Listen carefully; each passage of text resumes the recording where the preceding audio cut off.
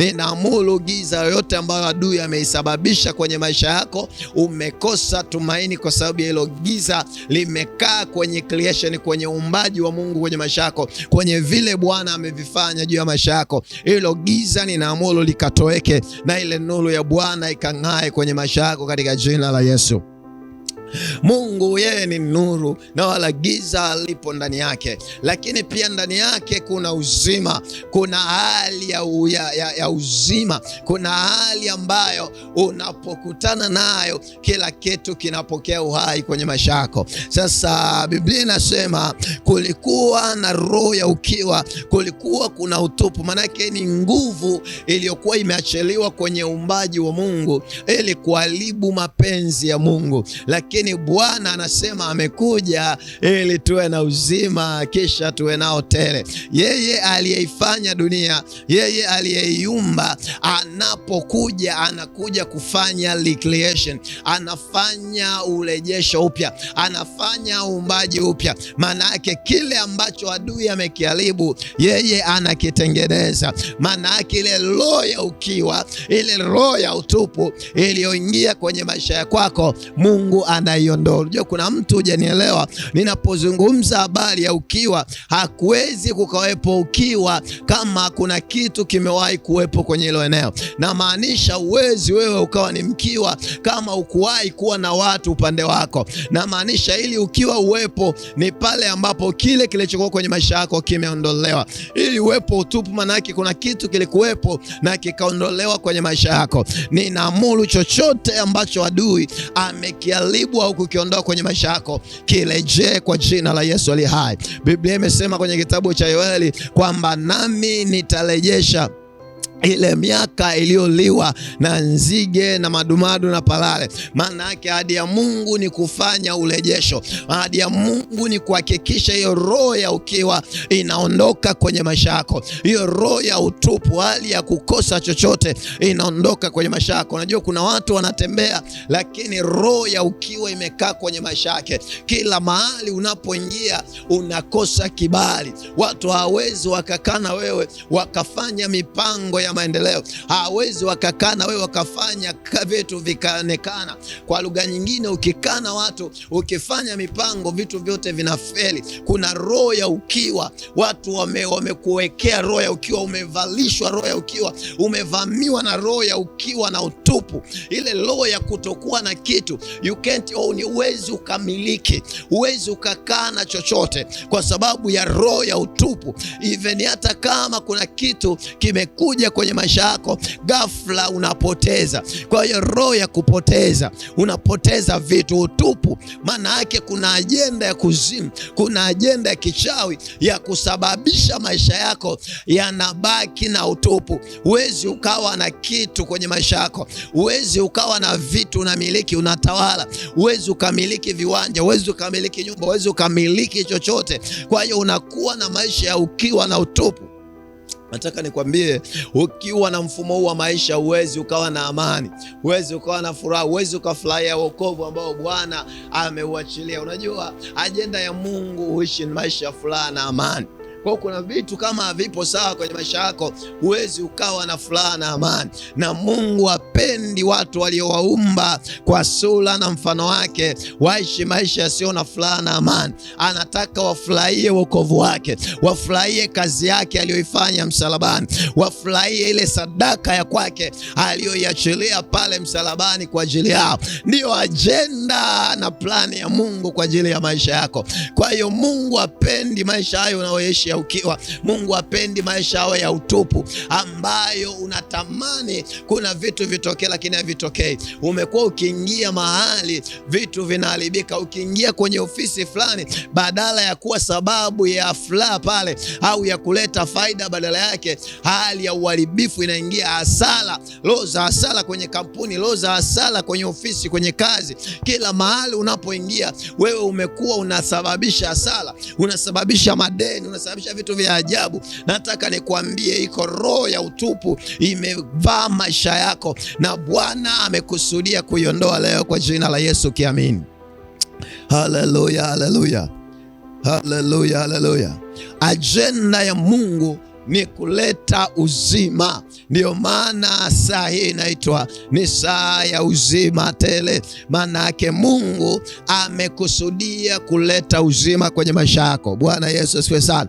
Biblia inasema na giza lilikuwa juu ya uso wa vilindi vya maji. Alafu anasema roho ya Mungu ikatulia juu ya uso wa vilindi vya maji.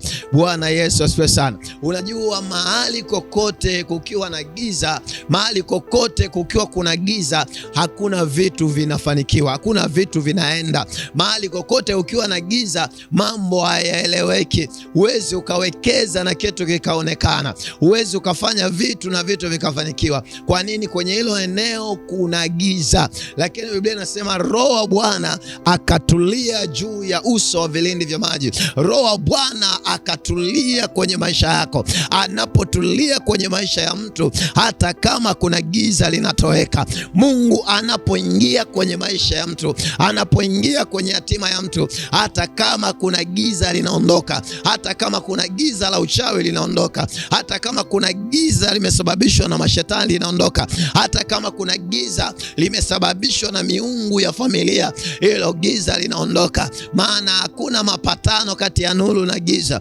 Mahali nuru ikiwepo, lazima giza liondoke. Leo ninakuamuru hilo giza kwa jina la Yesu liachie maisha yako. Kubali ile nuru ya Kristo ingie kwenye maisha yako leo na ilete mabadiliko. Unajua, magonjwa hayo yasiyoisha ni giza hilo, ni kwa sababu ya hilo giza kwenye maisha yako. Ndio maana hiyo hali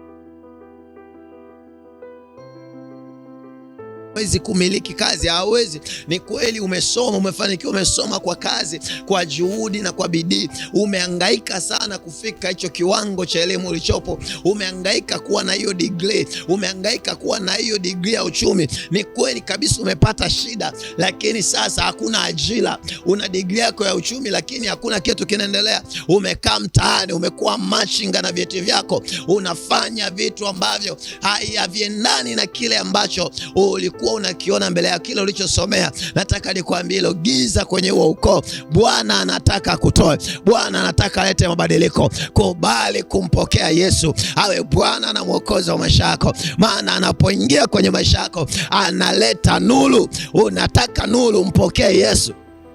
Haleluya, haleluya.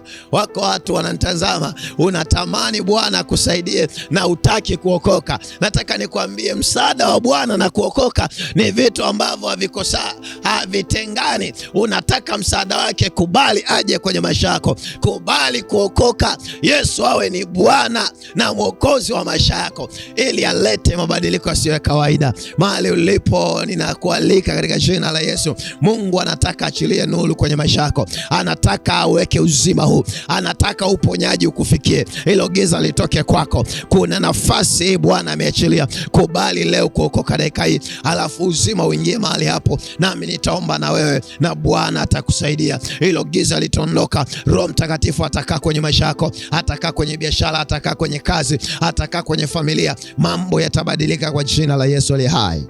Sema amina upate kubarikiwa. Sema nami maneno haya kama upo tayari umeamini.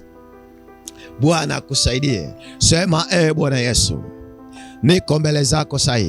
Ninaomba unisaidie. Nimekubali Bwana. Nimekubali siku ya leo upate kunisaidia. Ninakiri kwa kinywa changu na ninaamini kwa moyo wangu kuwa wewe ni Bwana na Mwokozi wa maisha yangu, na ya kwamba umekufa na ukafuka kwa ajili ya ukombozi wa maisha yangu. Siku ya leo Bwana, ninaamini uponyaji wako, ninaamini uzima wako, ninaamini uhuru wako, na giza la aina yoyote likaondoke kwenye maisha yangu katika jina la Yesu. Asante Bwana Yesu kwa kuniweka huru. Asante kwa kwenye maisha yangu kuanzia siku ya leo katika jina la Yesu. Amen. Sasa Bwana amekuokoa na umeokoka. Acha nikutamkie uzima mahali ulipo. Huo ugonjwa na hilo giza likaondoke kwenye maisha yako.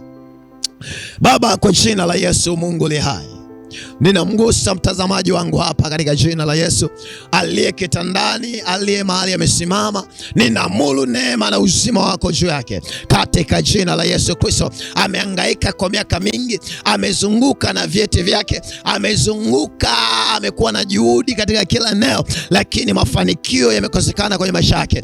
Katika jina la Yesu ninaamuru neema kwenye ukoo wake, ninaamuru neema kwenye familia. Ninamtoa kwenye muunganiko wa miungu, ninamtoa kwenye madhabahu za giza zilizokamata maisha yake kuanzia leo. Ninaamuru uzima na afya njema katika jina la Yesu. Naamuru magonjwa ya kurithi yahame, naamuru hali ya giza ihame, naamuru matatizo ya kurithi yatoweke kwenye maisha yake. Uzima wa kiungu uwe kwenye maisha yake, nuru kuu ikakae juu yake, nuru ikangaze maisha yake, akaione neema kuanzia dakika hii katika jina la Yesu. Namtamkia uzima na afya njema katika jina la Yesu. Amen. Imekuwa kwa jina la Yesu. Mahali ulipo Bwana amekuponya. Wewe uliyekuwa mgonjwa umepona sasa. Wewe uliyekuwa uwezi umefunguliwa. Wewe ambaye ulikuwa unatembea na vyeti bila mafanikio, Bwana anaenda kukupa kazi tena. Ubarikiwe. Karibu katika saa ya uzima tele katika jina la Yesu. Amen.